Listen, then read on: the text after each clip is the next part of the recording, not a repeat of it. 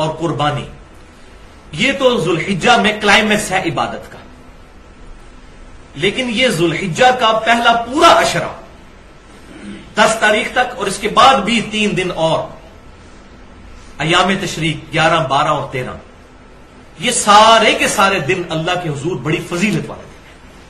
چنانچہ صحیح بخاری میں حدیث ہے کہ آپ صلی اللہ علیہ وسلم نے فرمایا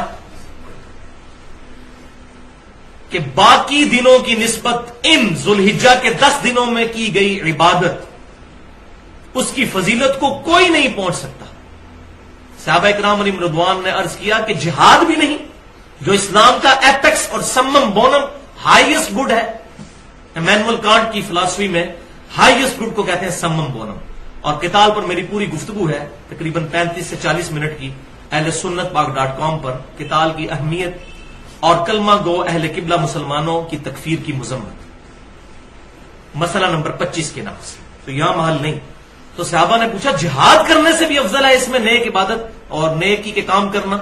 تو آپ صلی اللہ علیہ وسلم نے فرمایا کہ ہاں جہاد سے بھی افضل ہے، مگر یہ کہ کوئی شخص مال اور اپنی جان لے کر اللہ کی راہ میں نکلے اور نہ مال واپس آئے نہ اس کی جان واپس آئے، یعنی وہ شہید کر دیا جائے، تو ایسا شخص ان 10 دنوں میں عبادت کرنے والے سے آگے نکل سکتا ہے، ورنہ خالی جہاد میں شریک ہونے والا بھی اس سے عبادت میں آگے نہیں نکل سکتا۔ الحمدللہ یہ حدیث انٹرنیشنل نمبرنگ کے مطابق صحیح بخاری میں 969 نمبر ہے، اور اس پر امام بخاری رحمۃ اللہ علیہ نے باب باندھا ہے جس میں تعلیقاً کچھ روایتیں لے کر آئے ہیں، اور ان کی سند بھی مصنف ابن ابی شیبہ میں اور باقی کتابوں میں صحیح موجود ہے کہ ابن عمر رضی اللہ تعالیٰ عنہما اور سیدنا ابو ہریرہ رضی اللہ تعالیٰ عنہ ذوالحجہ کے ان 10 دنوں میں بازار کے اندر بھی تکبیرات پڑھا کرتے تھے، اللہ اکبر اللہ اکبر، لا الہ الا اللہ واللہ اکبر، اللہ اکبر وللہ الحمد۔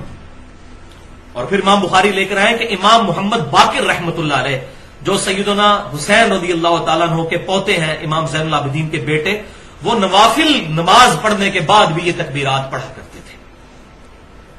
فرض کے بعد تو پڑھنی ہوتی ہیں، ایام تشریق میں وہ آگے آ بھی رہی ہے۔ تو یہ تکبیرات جو ہیں اللہ اکبر لا الہ الا اللہ واللہ اکبر، اللہ اکبر وللہ الحمد، ان تکبیرات پر اہل سنت اور اہل تشیع کا اجماع ہے کہ یہی تکبیرات ہیں۔ اور یہ جو ایام تشریق ہے 10، 11، 12 اور 13، 4 دن، ان کا اشارتاً قرآن پاک میں بھی سورۃ البقرہ کی آیت نمبر 203 میں ذکر ہے، وَاذْكُرُوا اللَّهَ فِي أَيَّامٍ مَّعْدُودَاتٍ، اور اللہ تعالیٰ کی یاد رکھو ان مخصوص دنوں میں۔ اور اسی کے کانٹیکسٹ میں امام بخاری 969 نمبر حدیث میں لے کر آئے کہ ابن عباس رضی اللہ تعالیٰ عنہ کہتے ہیں کہ ایام معدودات سے مراد ایام تشریق ہے۔ اور مصنف ابن ابی شیبہ میں ہے کہ سیدنا علی رضی اللہ تعالیٰ عنہ 9 ذی الحجہ کی صبح سے لے کر 13 ذی الحجہ کی مغرب سے پہلے تک یہ تکبیرات پڑھا کرتے تھے، جو الحمدللہ اہل سنت اور اہل تشیع کے ہاں یہ اجماعی مسئلہ ہے کہ حج والے دن یعنی 9 ذی الحجہ، اب حج سعودی عرب میں جب ہوتا ہے ہماری یہاں پر 8 ہوتی ہے، ہم اپنے اعتبار سے ہی بات کریں گے، شب قدر بھی یہاں کی ہوگی، 9 ذی الحجہ بھی یہاں کی، تو 9 ذی الحجہ سے لے کر 13 کی شام تک الحمدللہ اہل سنت کے ماننے والے تینوں گروہ، بریلوی، دیوبندی، اہل حدیث اور اہل تشیع بھی یہ تکبیرات فرض نمازوں کے بعد پڑھتے ہیں، ایک دفعہ کم از کم بلند آواز سے، اللہ اکبر لا الہ الا اللہ واللہ اکبر، اللہ اکبر وللہ الحمد۔ اور بھائیو انہی عبادات میں سے ایک عبادت ان 10 دنوں میں بہت فضیلت والی، وہ ہے یوم عرفہ یعنی 9 ذی الحجہ کا روزہ، جو صحیح مسلم میں حدیث ہے کہ آپ صلی اللہ علیہ وسلم نے ارشاد فرمایا کہ میں اللہ سے امید کرتا ہوں کہ 9 ذی الحجہ کا روزہ 2 سالوں کے گناہوں کا کفارہ بن جائے گا، 1 سال گزرا ہوا اور 1 سال آئندہ، الحمدللہ 2 سالوں کے گناہ کا کفارہ 9 ذی الحجہ کا روزہ بن جائے گا۔ لیکن یہ گناہ ہوں گے صغیرہ، کبیرہ گناہ صرف توبہ سے ہی معاف ہوتے ہیں، اور اس پہ میں نے ٹیکنیکل گفتگو کی ہے اہل سنت پاک.com پر، تقریباً 50 منٹ کی گفتگو ہے، مسئلہ نمبر 18 کے نام سے، گناہ کبیرہ اور توبہ کا بیان، جس میں نے دلائل دی ہیں صحیح بخاری اور صحیح مسلم سے کہ جب کبھی بھی گناہ معاف ہونے کی بات ہوتی ہے اس سے مراد چھوٹے گناہ ہیں، کبیرہ گناہ صرف توبہ سے معاف ہوتے ہیں۔ تو یوم عرفہ کا روزہ صرف غیر حاجیوں کے لیے ہے، کیونکہ صحیح بخاری اور مسلم کی متفق علیہ حدیث ہے کہ آپ صلی اللہ علیہ وسلم نے یوم عرفہ کا روزہ خود نہیں رکھا تھا، کیونکہ آپ حج کی حالت میں تھے. صحابہ نے آپ صلی اللہ علیہ وسلم کو مشروب پیش کیا تو آپ نے اعلانیہ طور پر پیا، تو صحابہ کو یہ بات پتہ چل گئی کہ آپ صلی اللہ علیہ وسلم کا خود روزہ نہیں ہے. تو غیر حاجی اپنے علاقے کے مطابق 9 ذی الحجہ کو چاند دیکھنے کے اعتبار سے روزہ رکھ لیں گے.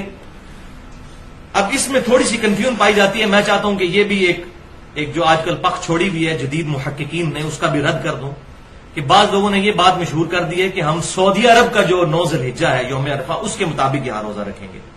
تو میں یہ سمجھتا ہوں کہ یہ تعلیم کی کمی ہے. اس کی وجہ یہ ہے کہ آج سے 30-40 سال پہلے تک ہمارے فرشتوں کو بھی یہ بات نہیں پتا تھی کہ سعودی عرب میں کس دن عید ہونی ہے، کیونکہ کمیونیکیشن ہی کوئی نہیں تھی. تو 1400 سال سے مسلمان اس فضیلت سے محروم ہے کہ وہ 9 ذی الحجہ کا روزہ ہی نہیں رکھ سکتے، ان کو پتہ ہی نہیں چلے گا. اب موبائل آیا نا سامنے، تو 1400 سال سے مسلمان اس فضیلت سے محروم ہے. یہ پہلا جواب. دوسرا یہ جو الزامی جواب ہے، جس کو ہم لاجیکل جواب کہتے ہیں فلسفے کی لینگویج میں، اور میں نے پنجابی میں اس کے لیے تھوڑا سخت لفظ رکھا ہے، لیکن وہ میں ٹرانسلیشن کے طور پر جو پنجابی ہے وہ پسند کرتے ہیں پکی. الزامی جواب وہ یہ ہے کہ اگر یہ منطق مان لی جائے کہ سعودی عرب کا جو ہے وہ 9 ذی الحجہ یا یوم عرفہ دیکھا جائے گا، تو امریکہ کے اندر رات ہوتی ہے جب سعودی عرب میں دن ہوتا ہے. امریکہ میں قیامت تک یوم عرفہ پھر کبھی نہیں آئے گا. کیوں؟ کہ جب سعودی عرب میں دن ہوتا ہے امریکہ میں رات ہوتی ہے. وہ اتنا زیادہ گھنٹوں کا فرق ہے کہ کبھی بھی یوم عرفہ قیامت تک امریکہ میں نہیں آئے گا. اور پلین ٹروتھ میگزین میں موجود ہے، پاکستان میں جیو کو انٹرویو دیتے ہوئے 2007 میں کلنٹن نے خود کہا تھا، میں نے خود اپنے کانوں سے سنا، اسلام از دا فاسٹسٹ گروئنگ ریلیجن ان امریکہ. امریکہ میں سب سے تیزی سے پھیلنے والا دین اسلام ہے. اور یہ پریڈکٹ کیا جا رہا ہے کہ 2050 تک سب سے زیادہ تعداد امریکہ میں مسلمانوں کی ہوگی. اور امریکہ آبادی کے اعتبار سے چوتھے نمبر پر ہے، 32 کروڑ کے قریب آبادی ہے، پاکستان سے بھی 1.5 گنا. اور وہاں کروڑوں مسلمانوں کو آپ محروم کریں گے قیامت تک کے لیے، یہ مولوی اپنی کم علمی کی وجہ سے کہ یوم عرفہ سعودی عرب کا دیکھا جائے گا. بھائیو، شب قدر بھی یہاں کی دیکھی جائے گی، یوم عرفہ بھی یہاں کا دیکھا جائے گا. 9 ذی الحجہ، یوم عرفہ سے مراد 9 ذی الحجہ. الحمدللہ. تو یہ دلیل ہے جس کو سورۃ الانفال میں فرمایا گیا، جو ہلاک ہوا دلیل سے ہلاک ہوا، جو زندہ ہوا دلیل سے زندہ. تو میں نے اپنی دلیل الحمدللہ بتا دی ہے اس میں. اور پاکستان میں انشاءاللہ 1433 ہجری میں 9 ذی الحجہ 26 اکتوبر 2012 کو آئے گی انشاءاللہ، ہفتے کے دن، جمعے کے دن. ہفتے کو تو عید ہے.